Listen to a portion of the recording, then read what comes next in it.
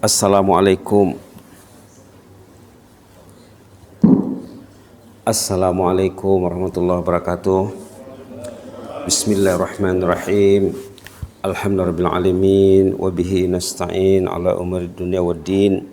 Wassalatu wassalamu ala ashrafil mursalin wa ala alihi wa sahbihi ajma'in wa man tabi'um bi ihsani ila yaumiddin. Wasallim tasliman kathiran birahmatika arhamar rahimin ya arhamar rahimin ya arhamar rahimin arhamna birahmatikal wasi'ah Allahumma arhamna birahmatikal wasi'ah wa'afina wa'afu anna wa ala ta'atika wa syukrika inna Allahumma zidna wa la tanqusna wa akrimna wa la tuhinna wa a'tina wa la tahrimna wa athirna wa la tu'sir alaina wa adina wa arda'na ya karim walhamdulillahil alamin.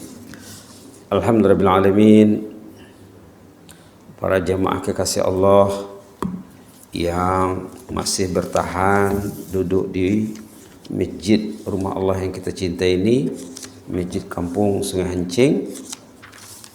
Sebenarnya tadi ada bahan sudah disediakan, tapi bila amba dengar imam baca surah Al-Buruj dengan surah At-Tariq, di sini dapat tajuk baru, mungkin lebih sesuai untuk disarap. Surah Al-Buruj surah nomor 85, surah At-Tariq sesudahnya, ya, sesudah surah Al-Buruj itu surah At-Tariq 86, surah Buruj 22 ayat, surah At-Tariq 17, jadi jumlahnya 29. Baik, sangat menarik sekali, ada kaitannya dengan kisah Nabi Ibrahim alaihissalam. Kalau jemaah masih ingat, minggu lepas kita cerita waktu Nabi Ibrahim alaihissalam dibuang ke dalam api, musuh-musuh Allah menunggu seminggu dibiarkan Nabi Ibrahim dalam api. Ini cerita orang masuk api juga nih. Ini satu negeri masuk api, rakyat dibuang ke dalam api. Ini ceritanya. Subhanallah, subhanallah. Nabi Ibrahim seminggu direndam dalam api. Lepas api itu reda, padam, penduduk-penduduk yang anti agama yang dianut Nabi Ibrahim mengingatkan Nabi Ibrahim itu tinggal abu ataupun habis semuanya, tidak ada nampak apa lagi. Ternyata bila mereka dekati Nabi Ibrahim masih sehat, utuh, sehat walafiat, tidak ada kurang. Yang hilang dari kehidupan Nabi Ibrahim tadi pengikat badannya saja hangus. Sebelum diumpan ke dalam api diikat. Tali itu saja yang dimakan api. Itulah kalau orang kuat keyakinannya kepada Allah, ya, Allah akan jaga dia. Masalah ini, manusia ini masalah keyakinan saja. Dalam hadis kudusi Allah berfirman, ana inda zanni abdi bi. Ana inda zanni abdi bi. Ana inda zanni abdi bi. 5 patah perkataan. Nanti kalau tak ingat tanya imam. Imam mesti ingat tuh. Ana inda zanni abdi bi. Kata Allah dalam hadis kudusi, Allah berfirman, Allah akan mengurus orang tuh ikut keyakinannya kepada Allah. Kalau 100 orang yang hadir, tidak sama secara Allah mengurus orang tuh. Yakinlah. Nabi Ibrahim karena keyakinannya maksimum, begitulah ceritanya. Seminggu direndam dalam api, direndam kah istilahnya? Pasal fungsi api itu menyejukkan. Seminggu dalam api ternyata tidak ada apa-apa. Lalu ayahnya sendiri yang ketua pembangkang, ya, ketua pembangkang yang setuju anaknya dibuang ke dalam api, bila tengok Nabi Ibrahim tidak ada apa-apa. Apa kata bapaknya? Ni'mar rabbu rabbuka ya Ibrahim. Yang bisa lah usulnya Tuhanmu itu Ibrahim, kata ayahnya. Ni'mar rabbu rabbuk ya Ibrahim. Yang baiklah Tuhanmu itu. Ini juga ceritanya di sini. Cerita satu negeri, subhanallah, satu negeri yang beriman kepada Allah dibuang ke dalam unggun api. Ini qutila ashabul ukhdud. Ini dulu ada cerita kartunnya ini ya. Kalau ditengok di internet masih ada tajuknya, bahasa Arabnya Rihlatul Khulud. Kalau bahasa Melayunya Perjuangan Abadi, tak silap. Nanti tengok di internet. Anak amba dulu waktu damit tidak pernah jemu melihat kartun nih. Cerita orang satu negeri dibuang ke dalam api. Tadi Nabi Ibrahim seorang saja. Ini enggak. Orang tuh kalau dia bersyahadat dicampakkan ke dalam api. Ini qutila ashabul ukhdud. Nama kisahnya Ashabul Ukhdud. Ceritanya seorang raja yang kejam. Dalam kartun itu dibuat namanya Raja Jahdul. Bukan nama, tak tahulah nama betul atau tidak. Dalam kisah itu dibuat Jahdul. Dia raja yang kejam, berkuasa melalui sihir. Kekuasaan ditegakkan melalui sihir. Semua orang kena sihir. Menteri-menterinya kena sihir semua. Lalu di saat ketua tukang sihir, pakar sihir, namanya Syaitan, dalam kartun Syaitan namanya, dekat-dekat dengan Syaitan namanya, Syaitan. Di saat ketua tukang sihir raja ini dah lanjut usia, jadi si raja ini risau, macam mana nanti kalau tukang sihirku ini meninggal, macam mana nanti? Mesti dididik seorang yang akan melanjutkan ilmu sihir ini. Maka dibuatlah ujian memori seluruh negeri, siapa yang terpintar anak-anak yang layak dididik menjadi tukang sihir. Terpilihlah seorang anak namanya Wadah. Amba barangkali dah lebih 20 tahun tak tengok cerita ini. Yang dulu rajin menengoknya waktu di Sangai-Sangai dulu, tinggal Kampung Masin. 2000 berapa tuh ya?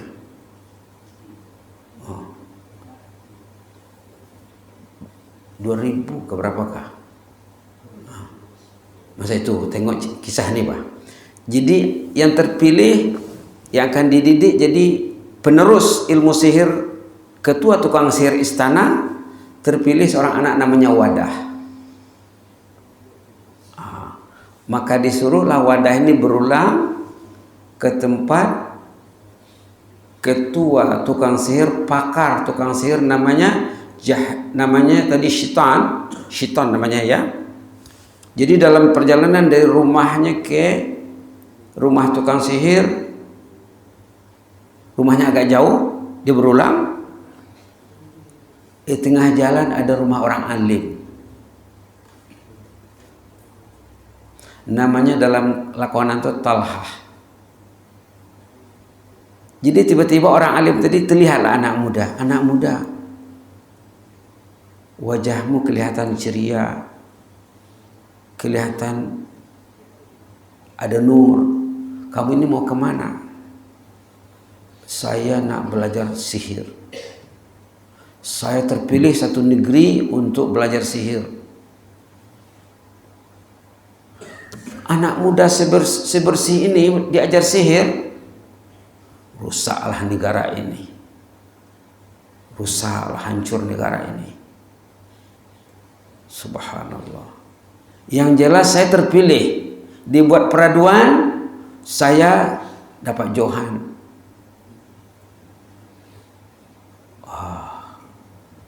Orang alim tadi kasihan tengok, tak apalah.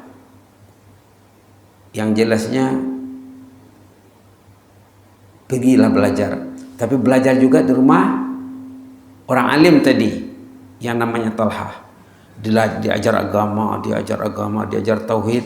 Di sana nanti diajar sihir. Di sini diajar ilmu tauhid, keyakinan kepada Allah, membina keyakinan diri. Sampai nanti di istana diajar sihir yang bercanggah dengan ilmu yang dipelajarinya di tempat orang alim tadi. Ulang-alik dari rumahnya ke istana, singgah di rumah orang alim. Selalu terlambat sampai di kelas. Ditanya kenapa lambat, pandai-pandailah menjawabnya. Tapi selalu terlambat, pasti enggak di rumah orang alim. Satu ketika dalam dia berjalan nak pergi ke istana nak belajar dari tukang sihir, dalam kisah itu ada makhluk raksasa tiba-tiba muncul di jalan yang mengganggu orang lalu. Orang takut tengok makhluk nih. Dalam gambar tuh macam gajah ke apakah, macam lupa namanya. Yang penting ada makhluk Allah di jalan yang orang tak berani lalu di situ. Wah, katanya, saya akan coba ilmu saya di sini. Dia lagi yakin kepada ilmu yang belajar orang alim tadi, Pak. Yang namanya Talha. Saya akan coba nih. Diambil batu kecil, dibaca Bismillahirrahmanirrahim. Ya Allah, kalau ilmu saya yang belajar dengan Tuan Guru ini benar, tolonglah selamatkan rakyat. Rakyat takut dengan makhluk ini. Dibalingnya dengan batu kecil dari jarak yang jauh. Batu kerikil damit yang dilemparkannya menempati sasaran. Makhluk itu rebah terus. Orang ramai bertepuk. Wah, hebat katanya orang yang dipilih raja untuk belajar ilmu sihir nih. Rakyat kasih dia tepuk gemuruh, menyokong kehebatannya. Dia cakap, ilmu saya ini bukan ilmu sihir. Ini ilmu dari langit, wahyu, ilmu tauhid. Kamu jangan tertipu. Lalu pengaruhnya besar. Ini yang raja takut nih.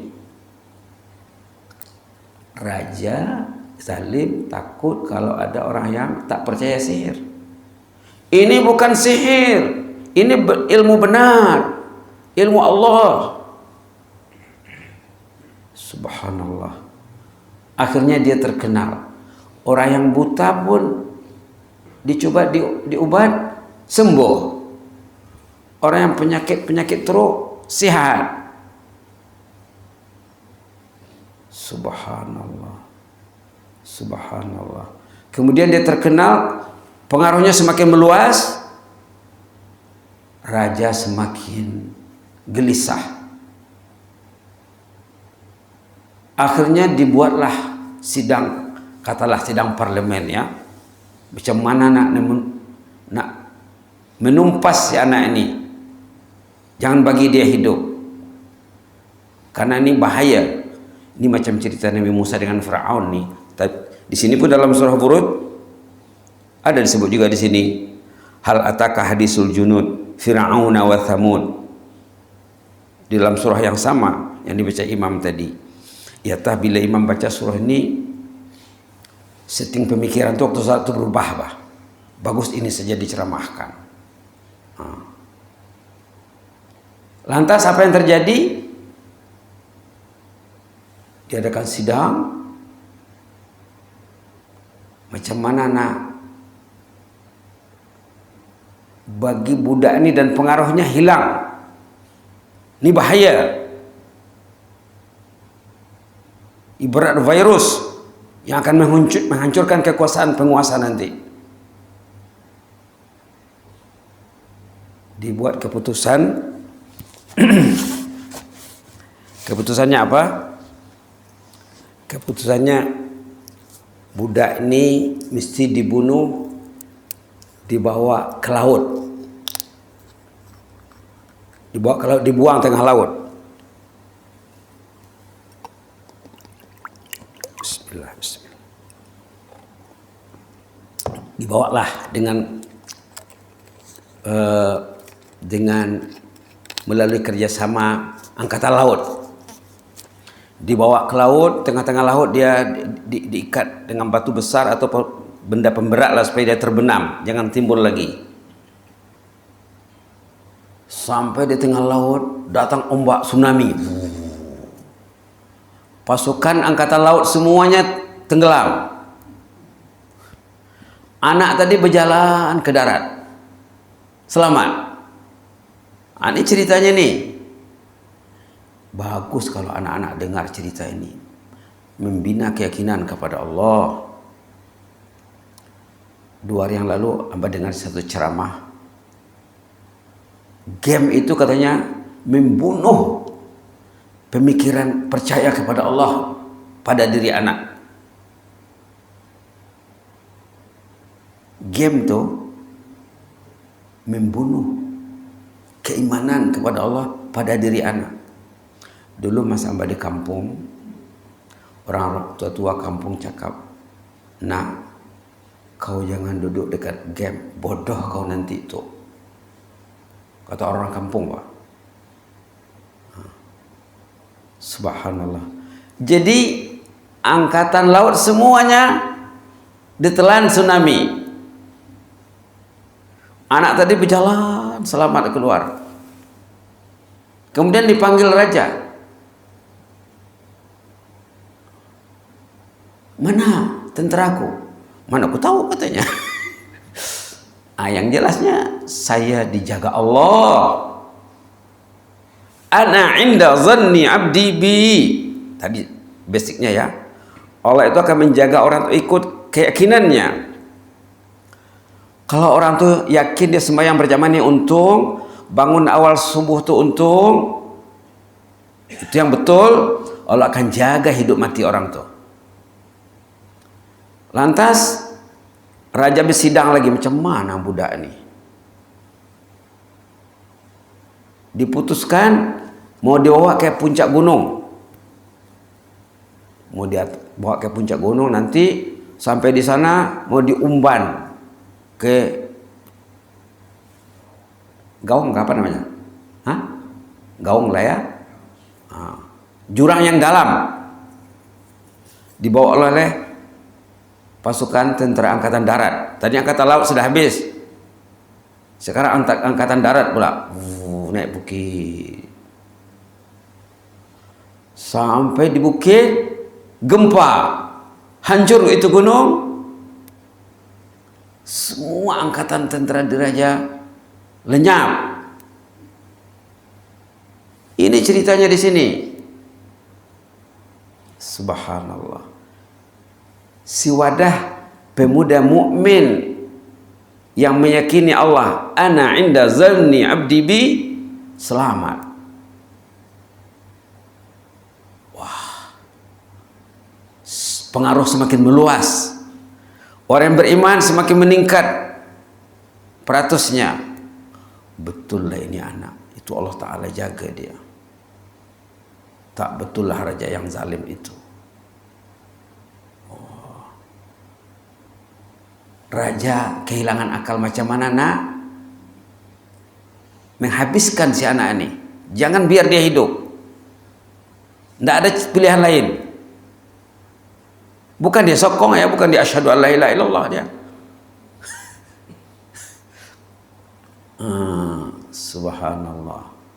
Kemudian anak ini sendiri mengasih ide kepada raja. Kalau nak bunuh saya, ada caranya. Kata si anak ini, macam mana? Kata si raja, kumpulkan penduduk. Kumpulkan penduduk satu negeri, buat satu pentas besar di tengah-tengah, Katalah macam stadium ya. Kalau sekarang stadium lah ya. Kemudian saya letakkan di tengah-tengah stadium, tengah-tengah pentas. Raja sendiri yang memanah saya dipanah dengan menyebut nama Allah. Itulah caranya. Artinya apa? Dia rela berkorban untuk menyelamatkan akidah rakyat, Pak. Dia macam Nabi Ibrahim, dia rela berkorban masuk api asalkan akidah kufur ini kalau boleh hilang ataupun lemah, jangan berpengaruh. Maka diaturlah, letakkan budak itu di atas pentas. Raja pun siap untuk memanah dengan nama Allah Tuhan budak ini. Dilepaskannya anak panah dari busurnya, pendek ceritanya tembus dada anak ini, kena sasaran. Semua orang yang menyaksikan, asyhadu an la ilaha illallah. Subhanallah. Matlaman anak ini tercapai. Semua orang bersyahadat. Ini dia, kutil ashabul ukhdud. Matlaman anak ini mencapai sasaran. Semua orang bersyahadat. Raja tadi kehabisan, Pak. Wah, tertipu saya katanya.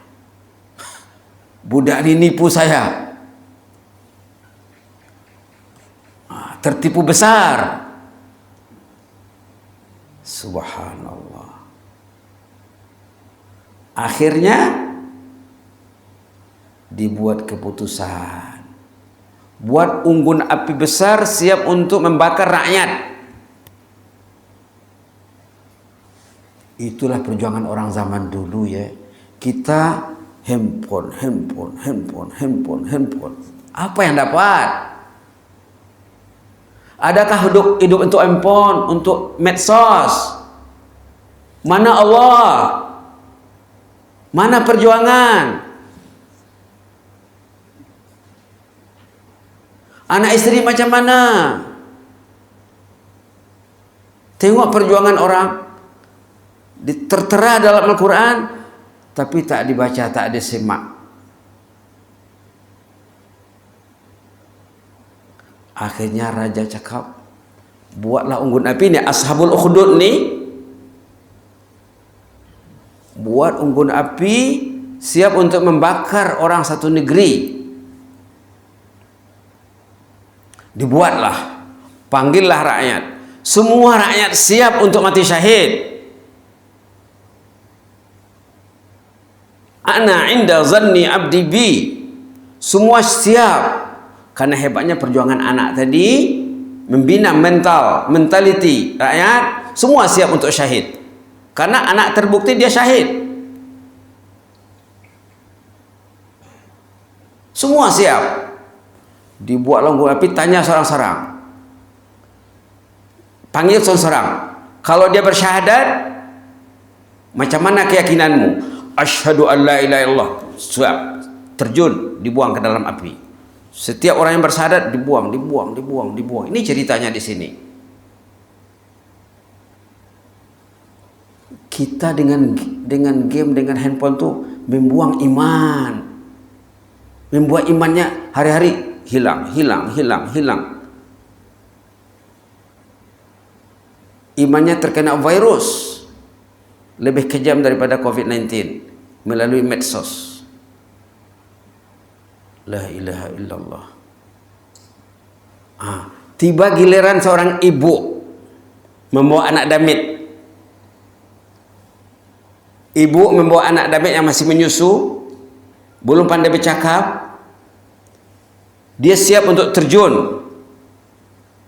Tapi dia kasihan tengok anaknya. Ya Allah, anakku yang masih bersih tak berdosa ya Allah. Kalau saya siap untuk mati syahid ya Allah. Anakku, ya Allah anakku. Bercakap anaknya tuh. terjun tahma katanya, lompat saja mak, kita pilihan Allah. Ana inda zanni abdi bi. Bercakap anaknya, didengar oleh khalayak. Anak kecil yang belum pandai apa-apa bercakap, didengar oleh masyarakat, lagi yakin masyarakat untuk terjun ke dalam api. Subhanallah, subhanallah. Akhirnya tauhid tegak, bendera tauhid berkibar. Asyhadu an la ilaha illallah. Inilah ceritanya di sini ya.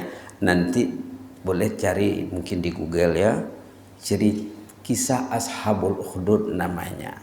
Qutila Ashabul Ukhdud an-nari zatil waqud idhum 'alaiha qu'ud wa hum 'ala ma yaf'aluna bil mu'minina syuhud wa ma naqamu minhum illa an yu'minu billahil azizil hamid alladzi lahu mulkus samawati wal ard wallahu 'ala kulli syai'in syahid.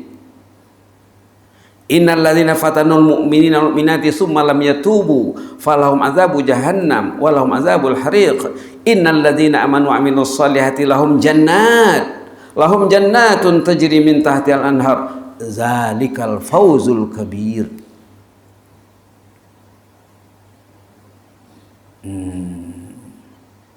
Inilah ceritanya ya. Dalam katonto tadi nama yang dipilih sebagai mewakili raja tadi, Raja Jahdun. Dia punya tukang sihir syaitan. Anak ini namanya Wadah. Guru yang mendidik anak ini, yang mengisi pemikiran ini dengan iman, dengan akidah, namanya Talhah. Anak kalau jauh dari guru yang mengisi iman di hatinya, anak itu rusak. Kalau kasih handphone rusak. Ayah sendiri yang merusak anaknya, mak sendiri yang merusak anaknya. Itulah dunia sekarang. Dunia sekarang sesuai, kalau kita rujuk cerita ini ya, anak tadi dididik oleh seorang orang alim, akhirnya orang alim juga mati syahid ya, dicari oleh penguasa Pak. Padahal dia bersembunyi itu, tapi akhirnya dicari dia. Yang jelasnya hidup ini perjuangan. Jadi dalam tajuk katon tadi, perjuangan abadi namanya. Perjuangan abadi tersilap. Kalau dalam bahasa Arabnya rihlatul khulud. Rihlatul khulud. Dia katun itu diambil pada bahasa Arab. Kemudian diterjemahkan ke dalam bahasa Melayu. Kalau tajuk asal Arabnya rihlatul khulud, memanglah kalau diterjemahkan secara literal perjalanan kekal abadi. Tapi tidak sesuai barangkali kalau untuk tajuk Melayunya. Artinya mungkinlah kira-kira maksudnya hakikat perjuangan begitulah. Hakikat kita ini berjuang menjaga iman, menerapkan syahadah, asyhadu an la ilaha illallah. Syahadah itu, syahadah orang ini sakit, rusak. Dia bersyahadah tapi tidak sepenuh hatinya. Dia bersyahadah dalam sholat, tapi di luar sholat dia buat benda yang bercanggah dengan syahadahnya. Maka kita tuh wajib membarui syahadah hari-hari. Wajib membarui syahadah, wajib menilai syahadah kita nih Pak. Wajib asyhadu an la ilaha illallah. Azan itu wajib. Kalau satu kampung tak ada azan, orang kampung itu berdosa. Wajib dikumandangkan, wajib didatangi. Asyhadu an la ilaha illallah. Zaman Nabi Muhammad dulu SAW, azan subuh 2 kali. Satu untuk membangunkan orang tahajud. Kalau yang belum bangun, tahajud bagi orang yang beriman itu wajib. orang beriman mewajibkan dirinya bertahajud. Karena kalau orang itu tidak bertahajud, tidak mendidik dirinya untuk tahajud, banyak kesulitan hidup yang akan dihadapinya. Banyak masalah yang tidak akan selesai. Nanti dia mati membawa masalah. Bila mati membawa masalah. Kenapa? Tak tahajud. Dengan maunya orang itu tahajud, insya Allah Allah akan tolong mengurus orang yang bertahajud tadi. Insya Allah masalahnya sama ada tak ada ataupun berkurang. Di samping tahajud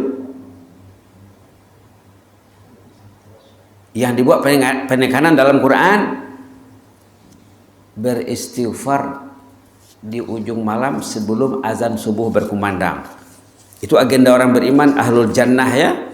Kalau tidak ada agenda itu berarti orang itu tak paham lagi perjuangan hidupnya apa. Nah, tengok ayat dalam surah Az-Zariyat juz 26 ujung ya. Halaman Bismillahirrahmanirrahim 521. Cerita ahlul jannah yang ada di sana, penekanan tentang tahajud dan istighfar di ujung malam. Ceritanya dari ayat 15, 16, 17, 18 dan seterusnya. Tengok ayat 15. A'udzubillahi minasyaitonir rajim.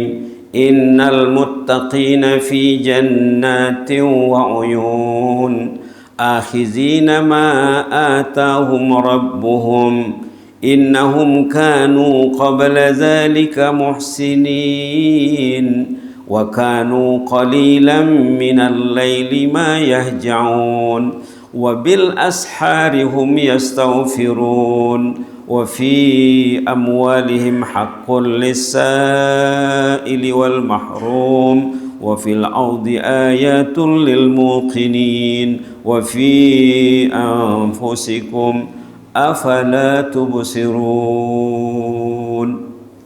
إن المتقين في جنات وعيون. Ahlu taqwa itu berada dalam surga, dan dalam surga itu banyak sungai mata air. Akhizina ma atahum rabbuhum, mereka menerima limpah kurnia Allah. Apa sifat-sifatnya? Kan innahum kanu qabla zalika muhsinin. Orangnya tergolong muhsinin. Selalu berbuat baik, selalu membaiki dirinya, selalu berbuat baik untuk umat dan masyarakat. Lagi apa? Kanu qalilan minal laili ma yahja'un. Di ujung malam bertahajud. Ada agenda tahajud dalam hidupnya. Setelah bertahajud, wabil asharihum yastaghfirun, ada agenda istighfar waktu sahur. Mungkin dia bangun sejam sebelum terbit fajar, mungkin dia bertahajud katalah setengah jam atau kurang dari itu. Sesudah bertahajud, sebelum ke masjid dia beristighfar. Ada agenda istighfarnya. Wabil asharihum yastaghfirun, mereka ada agenda istighfar di waktu sahur. Ayat 18 surah Az-Zariyat tadi ya, halaman 521. Wa fi amwalihim haqqul lis-sa'ili wal mahrum. Harta kekayaan yang ada pada dirinya, harta kekayaan yang dimilikinya, ada habuan orang yang kurang bernasib baik, orang yang meminta. Artinya orangnya pemurah. Hari-hari dia mesti keluar duit, berinfak, bersedekah, berwakaf. Ini yang dibuat penekanan tadi, beristighfar di waktu sahur. Itulah perjuangan kita ya. Perjuangan kita selain mencintai rumah Allah, salat 5 waktu, mengkayakan majelis ilmu seperti ini, mana yang dapat ya. Kemudian kalau boleh banyakkan sembahyang sunat. Minggu lepas kita dah sebut bahwa makna wa yuqimuna as-salah ataupun doa yang dibaca imam tadi, Rabbi ja'alni muqimas salati wa min zurriyyati rabbana wa taqabbal du'a. Kita dah sebut minggu lepas makna yuqimunas salah wa aqamus salah wa aqimis salah wal muqiminas salah, maknanya menerapkan, menegakkan salat. Menegakkan salat macam menegakkan kebenaran, macam menegakkan keadilan, macam menegakkan demokrasi. Menegakkan salat kata ulama macam, kalau dibahas yang panjang nih, macam wa yuqimuna shalah maknanya macam iqamatis suq, daripada qamatis suq katanya. Suq tu ekonomi bah. Menegakkan salat seperti kita tu berbisnis, berjual, buka kedai, kita ingin untung yang besar, pembeli mendapat barang yang berkualiti, dan bagi pembeli harganya tidak mahal. Pembeli senang dengan harganya, penjual senang dengan untungnya. Kualiti barang bermutu, begitulah solat tu. Solat tu ibarat berbisnis kata ulama. Solat kita selesai dengan solat kita, Allah dan malaikat selesai menerimanya, dan solat tadi berpengaruh dalam kehidupan. Ya tadi minggu lepas dah sebut, kalau nak bincang tentang iqamatus salat ini perlu satu pertemuan khas. Mesti ada proyektor, ada PowerPoint, ada papan tulis lengkap. Kalau cakap saja mesej tak sampai, sampainya sedikit.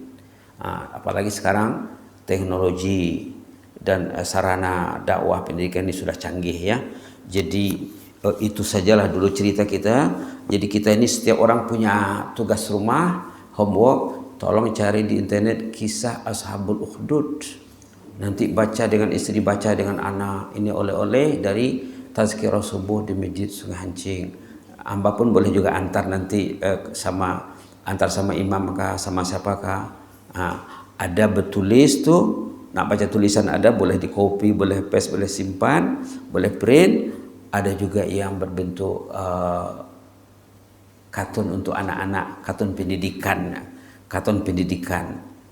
Bukan saja anak-anak ya, semua peringkat boleh menikmatinya. Katanya cerita ini sebelum umat Muhammad. Tak silap di zaman Nabi Isa, termasuk pengikut Nabi Isa, tak silap dalam kisah tu. Kisah ini sebelum umat Muhammad. Banyak kisah-kisah sebelum umat Muhammad yang ada ayatnya, ada Qur'annya, yang memang untuk panduan umat sepanjang sejarah. Macam cerita yang orang yang membunuh mangsa, berapa orang dibunuhnya? 99 campur 1, genap 100. Itu sebelum umat Muhammad. Tapi hadisnya sahih. Kisah-kisah seperti itu masih terdapat dalam hadis. Kalau dicari ayatnya nanti memang ada dalam Quran. Lihat ayat dalam surah Furqan. Orang itu macam mana pun banyak dosanya. Macam tadi orang membunuh sampai 99 kes bunuh dilakukannya. Kemudian dia bertaubat kepada Allah. Allah tutup kesnya. Ini ayatnya. Dalam surah Al-Furqan ayat 70. Di sini Allah mengingatkan kita ini macam membujuk, Pak. Jangan risau walaupun sebanyak-banyak dosamu, taubatlah kepada Allah. Bila kamu bertaubat, katanya Allah padam dosa. Dalam buku catatan amal tadi dipadam, dibersihkan, dimasukkan pahala banyak-banyak di situ. Ini ayat 70 surah Al-Furqan. A'udzubillahi minasyaitonir rajim. Illa man taba wa amana wa amila amalan salihan fa ulaika yubaddilullahu sayyiatihim hasanat wa kana Allahu ghafurar rahima. Allah maghfir lana warhamna, Allah maghfir lana warhamna, Allah maghfir lana warhamna. Kalau orang itu banyak dosa, dan semua orang banyak dosa, yang maksum Nabi saja. Kemudian dia bertaubat, bertaubat, wa aman, dan dia membarui imannya, mencajing imannya, wa amila amalan salihah, kemudian dia rajin beramal saleh, faulaika yubaddilullahu sayyi'atihim hasanat. Orang tadi Allah akan padam dosanya, akan bagi ganti dosa tadi pahala banyak-banyak, hasanat. Wa kana Allahu ghafurur rahima, andangnya Allah tu ghafur, andangnya Allah tu rahim. Ghafur, mengampuni dosa yang besar.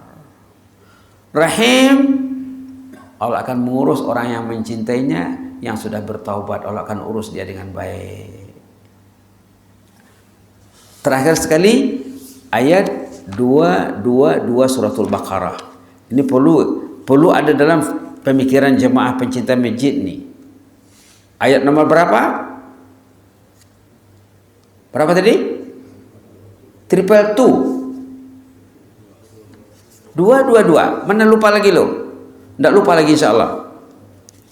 Surah Baqarah surah nomor 2. Surah nomor 1 Al-Fatihah. Surah nomor 2 Al-Baqarah ayat 222. Apa di sana ada? Di sana katanya orang yang bertaubat dari dosanya akan naik status, tukar status menjadi kekasih Allah. Orang yang sudah bertaubat dari dosanya, dia tukar status. Selama ini tak pegang Quran, sekarang dia mesti pegang Quran. Dia berjanji dengan dirinya, ya Allah, tidak mungkinlah saya tak pegang Quran, ya Allah. Saya ingin penjagaanmu, ya Allah. Saya ingin pemeliharaanmu, ya Allah. Di ujung usia saya ini, ya Allah, pintu kubur sudah dekat, tolonglah ya Allah. Dia start pegang Quran. Medsos dia singkirkan, ataupun dia pakai untuk keperluan fardu ain saja. Yang mubah dia tak mau. Di sini banyak yang mubah, dia tak mau. Yang fardu saja. Yang haram apalagi, yang makruh jangan. Makruh memang dia tak mau. Yang haram memang tak mau. Yang mubah dia tak mau. Yang fardu ain saja. Untuk fardu ain saja. Untuk Quran, untuk ceramah, untuk komunikasi dengan orang dalam ridha Allah. Dalam ayat 222 suratul Baqarah, yang diambil penghujung ayat saja, yang di highlight penghujung ayat. Innallaha yuhibbut tawwabin wa yuhibbul mutatahhirin. Yuhib, anta habibullah, antum ahibbaullah. Innallaha yuhibbut tawwabin. Orang itu bila dia bertaubat, tukar statusnya menjadi habibullah. Dulu tak pegang Quran, sekarang dia pegang Quran. Tukar statusnya. Malaikat pun tercangang melihatnya. Wah, hebatnya haji ini, jemaah Sungai Hencing ini katanya. Oh. Gempar di langit sana. Yang tak pernah pegang Quran, dia pegang Quran. Yang tak pernah mengaji dengan istrinya, duduk berdua mengaji. Tercangang malaikat, wah. Malah ada seorang tokoh waliullah namanya Yahya bin Mu'az Ar-Razi. Yahya bin Mu'az Ar-Razi ini tokoh waliullah yang kata-katanya tajam. Wah, dakwahnya tajam, wah. Orang Brunei selalu suka dakwah tajam ya. Nah, kalau di Malaysia dulu jarang dengar, Pak. Nah, di sini ada dakwah tajam. Tak silap Kebah Duli sendiri yang pernah melontarkan benda itu. Ada seorang tokoh waliullah zaman dulu yang dakwahnya tajam. Apa dia cakap? Wahai anak Adam, kalau kau dapat menghayati gesekan kalam di Lauh Mahfuz, apa yang kita buat di bumi ini ditulis di Lauh Mahfuz. Apa yang kita buat di bumi ini ditulis oleh malaikat kiri kanan. Malaikat kiri kanan 24 jam bertugas. Dalam surah At-Tariq tadi. In kullu nafsin lamma 'alaiha hafiz. dalam rakaat kedua dibaca imam. Bagus sekali pasangan surah Buruj dengan surah At-Tariq yang dibaca imam dalam salat subuh tadi. Kalau nak diterangkan nih, seminggu tak habis. Seminggu tak habis menerangkannya. Baik. Apa yang kita buat, orang tuh bangun pukul 4, dah ditulis di Lauh Mahfuz. Oh, haji ini bangun pukul 4, hajah ini bangun pukul 4. Kalau yang pukul 3 lah ya. Yang tidur ditulis juga.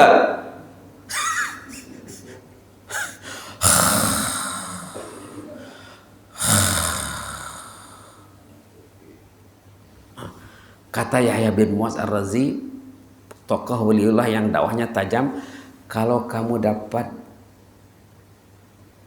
merasakan menghayati yang rekod kamu ditulis di Lauh Mahfuz, kalam tuh berbunyi, waktu kalam tuh berjalan berbunyi katanya. Sarirul kalam bahasa Arabnya. Kalau kamu dapat menghayati gesekan kalam waktu menulis rekodmu di Lauh Mahfuz sana, lamitta tarabah katanya. Kamu mati saking suka. Itu paksa pakai saking nih. Kalau kamu dapat membayangkan rekod kamu yang tak pernah pegang Quran, lalu dia pegang Quran, lalu ditulis dengan highlight di sana, Haji Fulan bin Fulan, hari ini start pegang Quran, start mengurangkan medsos, ditulis. Kalau kamu dapat membayangkan betapa rekod kamu ditulis di Lauh Mahfuz, kata Yahya bin Mu'adz, lamitta mata yamutu taraba farahan. Orang itu akan mati saking sukanya ya Allah, ya Allah, ya Allah. Dia macam namanya, rekodnya ada di muka surat depan Media Permata Borneo Bulletin, Pak. Wah, dengan gambarnya, dengan tulisan yang besar berwarna. Begitulah rekod itu ditulis di Lauh Mahfuz. Bila orang ingin bertaubat kepada Allah, dia bertukar status jadi kekasih Allah, Habibullah. Innallaha yuhibbut tawwabin wa yuhibbul mutatahhirin. Cukup segitu dulu ya. Ada banyak usulnya juga tuh. Mudah-mudahan ada bermanfaat. Mudah-mudahan ya. Ini ada pertanyaan. Kurang paham. Apa perbedaan kata wassalam dan wassalim? Kan ada ujung lawatan. Nah, jadi di mana tadi menggunakan wassalam dan di mana tadi menggunakan wassalim? Imam boleh jawab tuh mungkin. Imam boleh jawab tuh. Wassalam dia tengok awalnya macam mana? Allahumma salli. Kalau ujungnya wassalim. Tapi wasallallahu ujungnya wassalam nanti. Tengok awalnya apa? Sudah ya? Kalau wasallallahu ala sayyidina Muhammadin wa ala alihi washabihi wasallam. Pasangannya tuh, Pak.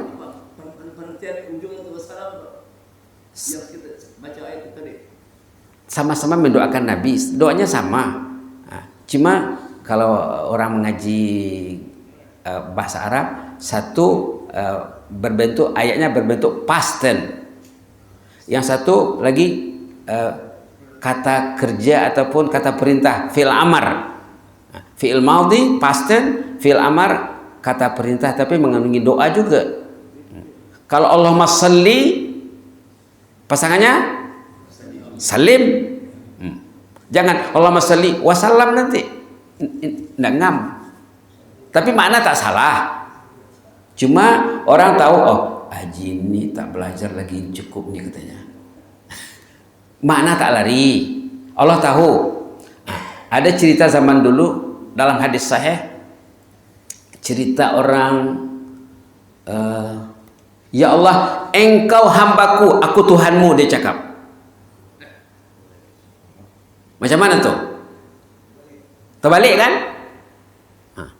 Ceritanya macam ini, kata Rasulullah, Allah sangat gembira bila orang itu lalai selama ini lalu dia bertaubat, seperti gembiranya orang yang berjalan di padang pasir. Dia bawa harta perniagaan, naik unta, tiba-tiba dia penat berjalan di padang pasir, dia berhenti di bawah pokok istirahat. tidur. Bangun tidur ndak ada untanya.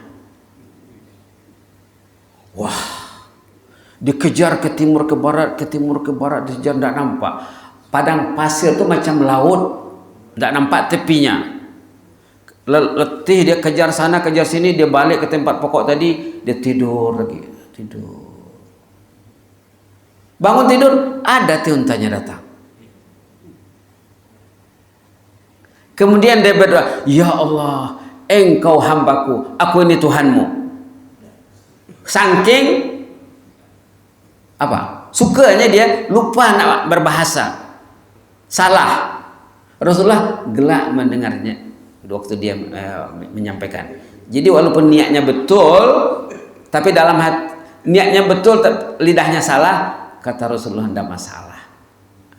Tidak masalah. Jadi walaupun Allahumma sholli wasallam pun tidak salah juga lah. Penting dalamnya cinta Rasulullahnya kena kuat. Kenapa dia bersalawat? Karena cinta Rasulullah sallallahu alaihi wasallam. Oke lah ya. Allahumma zidna wa la tanqusna wa akrimna wa la tuhinna wa a'tina wa la tahrimna wa athirna wa la tu'sir alaina wa adina wa da'na ya karim. Na'udzu biridhaka min sakhatik wa bi mu'afatika min uqubatik wa na'udzu bika minka la nuhsi thanan 'alaika anta kama asnaita 'ala nafsik. Allahumma ighfir lana dzambana kullah. Ya Allah, ampunlah dosa jemaah yang hadir ini ya Allah. Ya Allah, ampunlah dosa jemaah yang hadir ini ya Allah. Dosa ahli keluarga kami semuanya ya Allah. Anak istri kami, anak cucu, anak menantu ya Allah. Sahabat andai, jemaah ahli kampung, ahli qaryah kampung Sungai Hancing ya Allah. Jemaah masjid kampung Sungai Hancing ya Allah. Malah semua rakyat Kebahaduli ya Allah. Dan semua umat Islam, ampunlah dosa kami ya Allah. Bimbinglah kami untuk mencintaimu ya Allah. Tunjukkanlah kami jalan untuk kembali kepadamu ya Allah. Jangan biarkan kami ini hanyut ya Allah. Jangan biarkan kami ini lalai ya Allah. Wa nabbihna an naumatil ghafilin. Allah nabbihna an naumatil ghafilin. Ya Allah, ingatkan kami daripada tidurnya orang yang lalai ya Allah. Jangan biarkan kami dalam kelalaian. Bimbinglah kami terutama yang sudah dekat pintu kubur ya Allah baginya ya Allah. Jadikanlah ujung usia kami saat-saat yang indah untuk kembali kepadamu dengan husnul khatimah ya Rahman ya Rahim ya Rabbal Alamin. Irhamna bi rahmatikal wasi'ah wa afina wa'fu anna wa ala ta'atika wa syukrika inna wa sallallahu ala Muhammadin wa ala alihi wa sahbihi wasallam walhamdulillahi alamin. Amin amin taqabbalallahu minna minkum.